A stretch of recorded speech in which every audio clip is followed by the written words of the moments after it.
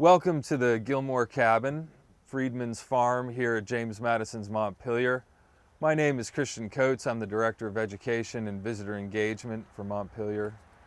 This farm was built in the 1870s after the Civil War, and if you follow me inside, I'll show you around. George Gilmore was a slave for James Madison. He was born in 1810 according to the family's oral tradition. What happened to George after Dolly Madison had to sell Montpelier, we're really not sure. The slaves were broken into three distinct groups at that time. One group was sold with the plantation to Henry Montpelier, the first owner of Montpelier after the Madisons. One group of slaves was sold outright to other owners all over, and one group of slaves accompanied Dolly to Washington where she had moved. We believe that George Gilmore was among the slaves that were sold with Montpelier and stayed on the property after its sale. The next time George Gilmore appears in the historical record is in 1870 when he shows up in the United States Federal Census living right here on this property. This land did not belong to him. This land belonged to Dr. James Madison, who was the great nephew of the president. There was a succession of three buildings on this property. The first one was a small hut that the Confederate Army built over the winter of 1863-1864. They camped here from December or January until late April of '64 when they went off to the Battle of the Wilderness. When George Gilmore moved into that hut, he moved in working as a tenant farmer or sharecropper for Dr. James Madison.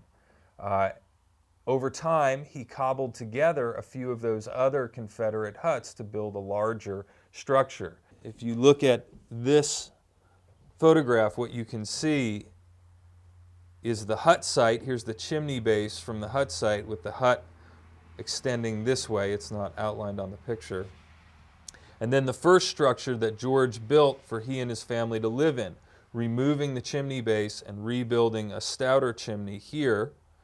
And then if you look at the 1920s photograph that we have here, you can see that second structure behind the cabin, which was built in the mid-1870s, 1874. So a series of three structures. Between the second and third structure, there's a period of 10 years, right? George comes here after the Civil War and moves in. Why such a long delay? Why wouldn't he have built this bigger, nicer home for his family before 1874? The reason lies in the relationship between tenant farmers or sharecroppers and the landowners that they worked for. Most freedmen's homes from this period are no longer standing. And that's because most freedmen didn't expect to be in one place for very long.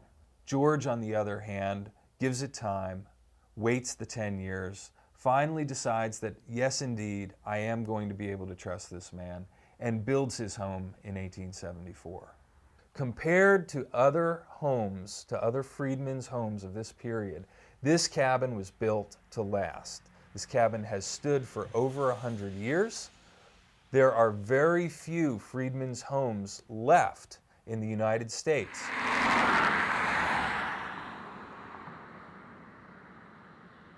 Welcome to the 1910 train depot at James Madison's Montpelier. We're located between Route 20 and the Norfolk Southern Railway. In 1910, this railroad belonged to Southern Rail, and Mr. DuPont, who was the owner of Montpelier at the time, wanted the train to stop for him. And in order to have that happen, he needed to build a train station. So he did.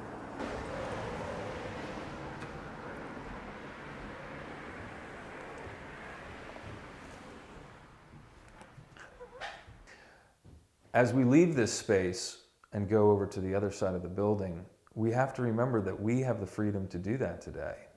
But from the 1880s until the 1960s, separate but equal was the way it was the law in the South. And so imagine leaving this room and not being able to enter the next room.